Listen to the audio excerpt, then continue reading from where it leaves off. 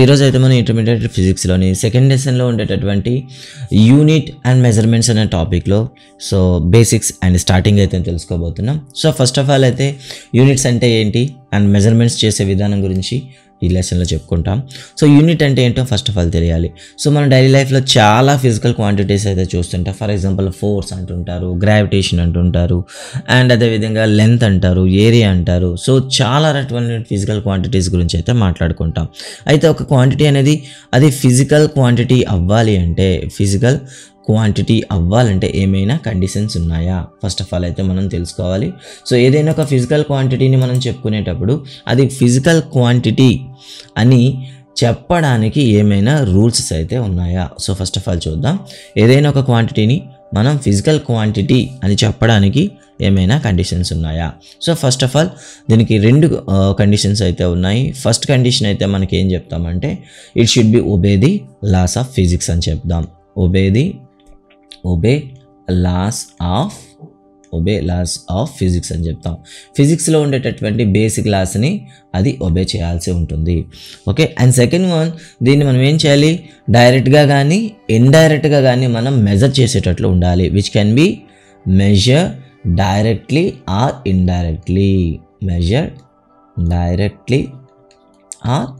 Indirectly.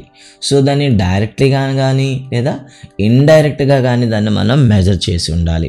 For example చూద్దాం ఒకసారి. Indirectly అని చెప్తాం. సో ఫిజికల్ క్వాంటిటీ అంటే it should be measured directly or indirectly and it should be obey the physical laws అని చెప్తాం అనమాట. మరి అలాంటప్పుడు ఏదైనా ఒక మెజర్మెంట్ చూద్దాం. మనం డైరీలో చెప్తుంటాం కదా. సో ఏ అనే పాయింట్ నుండి బి అనే పాయింట్ మనం తీసుకుందాం. సో ఏ అనే పాయింట్ నుండి బి అనే పాయింట్ అనేది ఒక 100 మీటర్స్ దూరంలో ఉందని చెప్పామనుకోండి.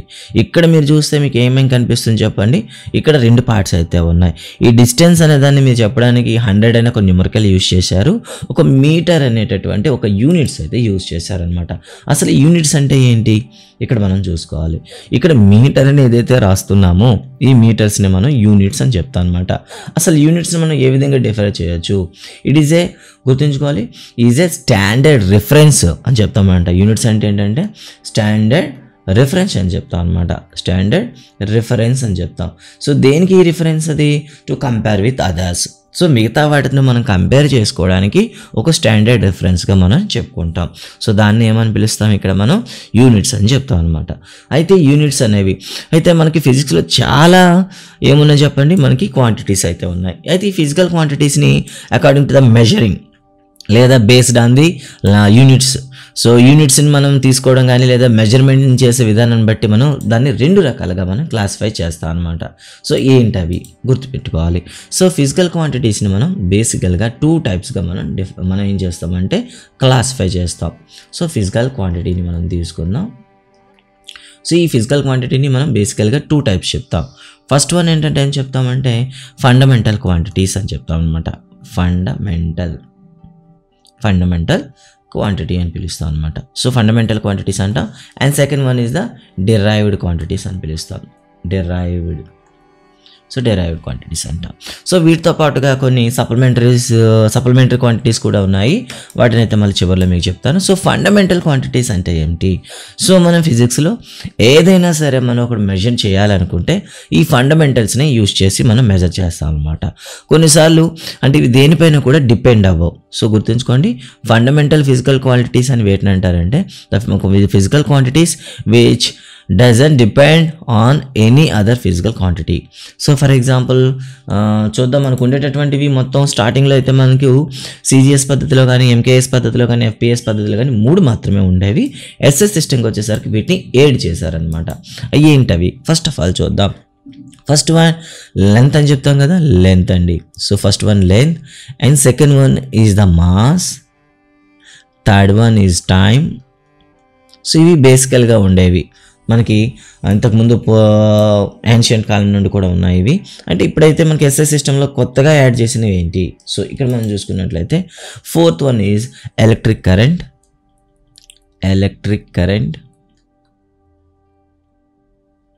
And fifth one is temperature and the sixth one is luminance of intensity అంటాం. అంటే కాంతి ఎంత బ్రైట్గా ఉంది అని మనం మెజర్ చేసేటప్పుడు ఉపయోగించేటటువంటి మెజర్మెంట్స్ అనమాట. So intensity. And last 7th one is amount of substance. ఒక పదార్థం ఎంత తీసుకున్నాము అని చెప్పడానికి అమౌంట్ ఆఫ్ సబ్స్టెన్స్ అని పిలుస్తాం. సో ఇవి మనకు ఉండేటటువంటి బేసిక్ అని చెప్తాం. బేసిక్ క్వాంటిటీస్నే మనం ఏమంటాం ఫండమెంటల్ క్వాంటిటీస్ అని చెప్తాం. సో లెంత్ని అయితే మనం దేంతో మనం మెజర్ చేస్తాం మన అందరికీ తెలుసు కదా. లెంత్ని అయితే దేంతో చేస్తాం చెప్పండి, మీటర్స్తో చెప్తాం అనమాట. లెంత్ని మనం ఇప్పుడు కూడా దేంతో చెప్తాం, మీటర్స్లో చెప్తాం. ఓకే, గుర్తుపెట్టుకోవాలి.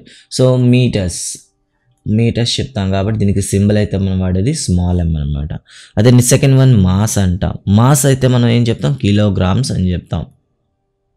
కిలోగ్రామ్ రాసేటప్పుడు కేజీ అని రాస్తాం. టైం అయితే సెకండ్ అని చెప్తాం, రాసేటప్పుడు స్మాల్ s రాస్తాం. ఎలక్ట్రిక్ కరెంట్ అయితే ఆంపియర్ అని పిలుస్తాం.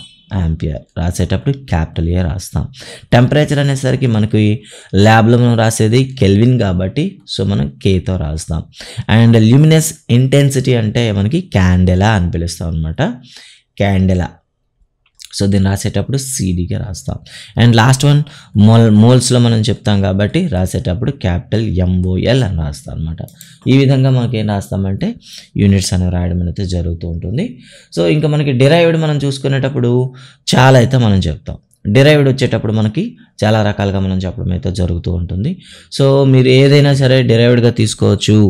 ఒకసారి చూద్దాం. వీటిని మనం ఏమంటాం ఫండమెంటల్ ఫిజికల్ క్వాంటిటీస్ అని పిలుస్తాం. ఈ 7 ఫండమెంటల్ ఫిజికల్ క్వాంటిటీని బేస్ చేసుకుని వచ్చేటటువంటి ప్రతిదాన్ని మనం ఏమనిపిస్తామంటే ఇక్కడ మనం డిరైవ్డ్ ఫిజికల్ క్వాంటిటీస్ అని పిలుస్తాం. ఫర్ ఎగ్జాంపుల్ ఏరియా తీసుకున్నాం అనుకోండి. ఏరియా తీసుకుంటే మనకి మీటర్ స్క్వేర్ అని చెప్తాం కదా. That means length into length అనమాట. సో దీని నుండి డిరైవ్ అయింది.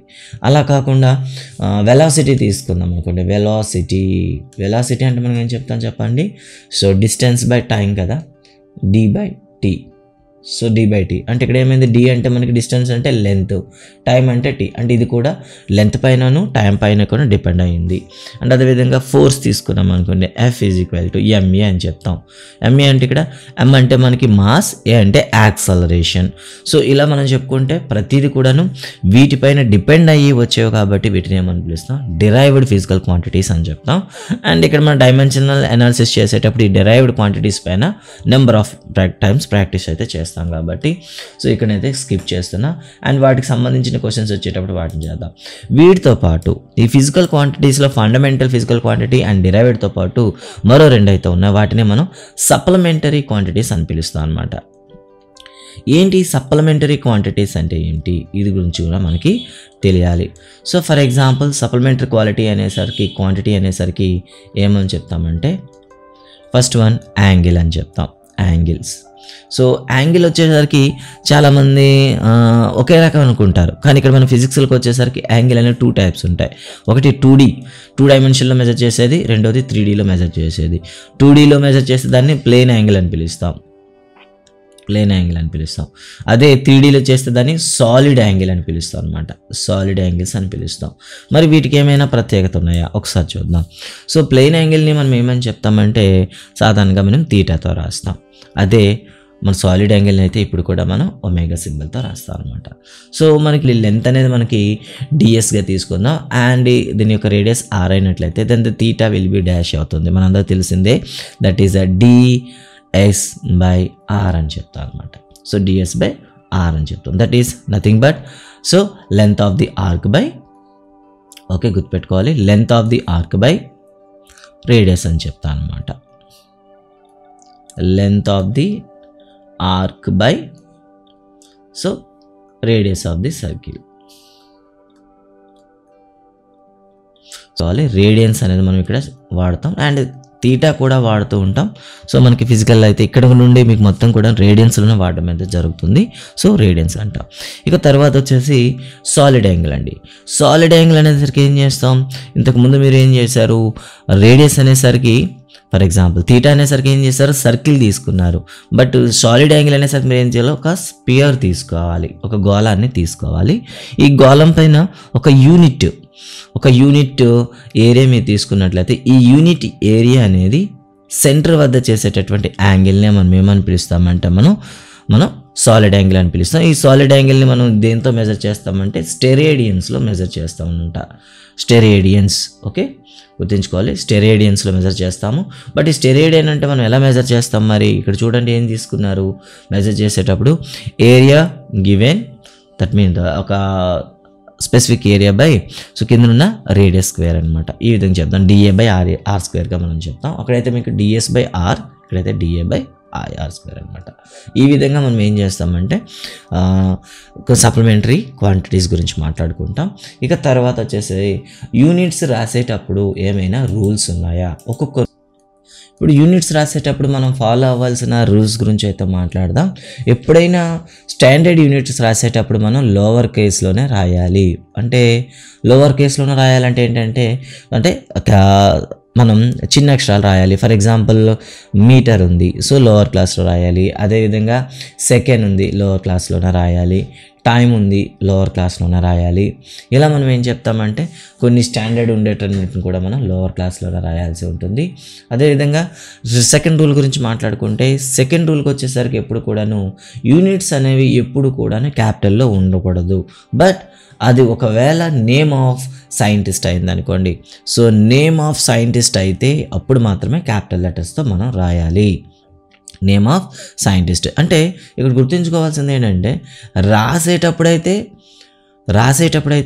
స్మాల్ లెటర్స్తో రాస్తాము, సింబల్ రాసేటప్పుడు క్యాపిటల్ లెటర్ రాస్తాం. ఫర్ ఎగ్జాంపుల్ చూడండి, ఇక్కడ మనం ఫోర్స్ రాస్తాం, 5 న్యూటన్స్ అని ఉందనుకోండి.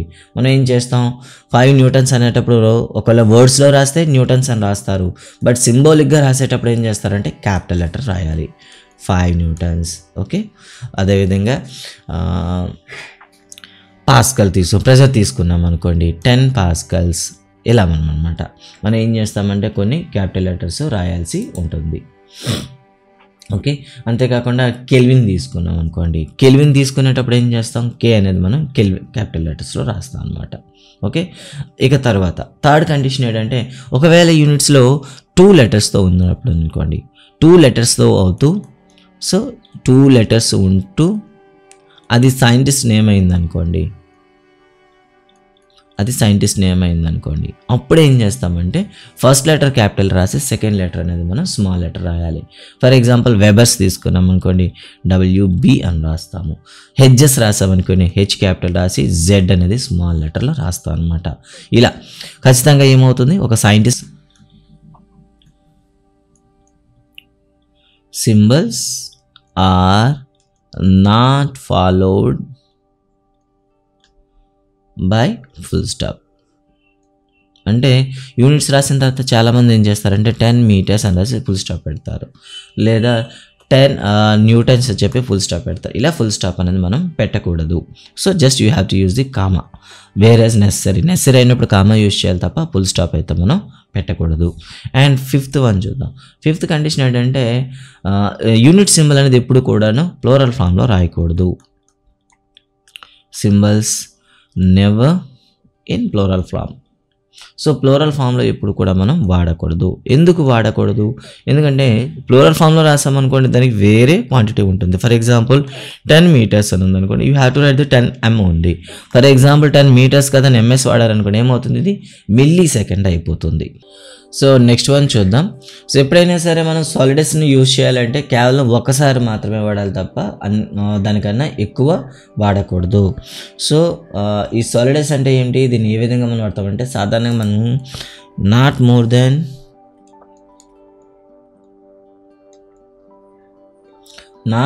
దెన్ గుర్తుపెట్టుకోవాల్సిన విషయం ఏంటంటే ఇక్కడ సాలిడస్ని మనం యూజ్ చేసేటప్పుడు not more than one solidus should be used అని అంటాం. సో సాలిడస్ అంటే ఏంటంటే మనకి బై అండి. ఫర్ ఎగ్జాంపుల్ మనం ఏం రాస్తున్నామంటే ఒక యాక్సలరేషన్ రాస్తున్నాం అనుకుందాం. యాక్సలరేషన్ A = మనకి ఫార్ములా ఏం చెప్పండి, సో మీటర్/సెకండ్² అని రాస్తాం, అంతే కదా, ఇలా రాస్తాం అనమాట. సో కేవలం బై అనేది ఇక్కడ సాలిడస్ అంటే బై అనమాట. బై అనేది ఒకసారి మాత్రమే మీరు రాయాల్సి ఉంటుంది. సో మళ్ళీ మీరు రాయాల్సిన అవసరం అయితే ఉండదు. ఫర్ ఎగ్జాంపుల్ అంతేకాకుండా నెక్స్ట్ మనకి వెలాసిటీ తీసుకున్నాం అనుకోండి, ఏమవుతుంది మీటర్ బై సెకండ్ అని రాస్తాం అంతే తప్ప. కానీ దీన్ని మల్టీపర్పస్ యూజ్ చేసేటప్పుడు for example metre by second square by second అని ఇలా రాయడం కానీ, అంటే నెంబర్ ఆఫ్ సో అంటే బైస్ అనేవి కేవలం ఒకసారి మాత్రాలి అని చెప్తుంది అనమాట. ఇదైతే మీరు గుర్తుపెట్టుకుంటారు.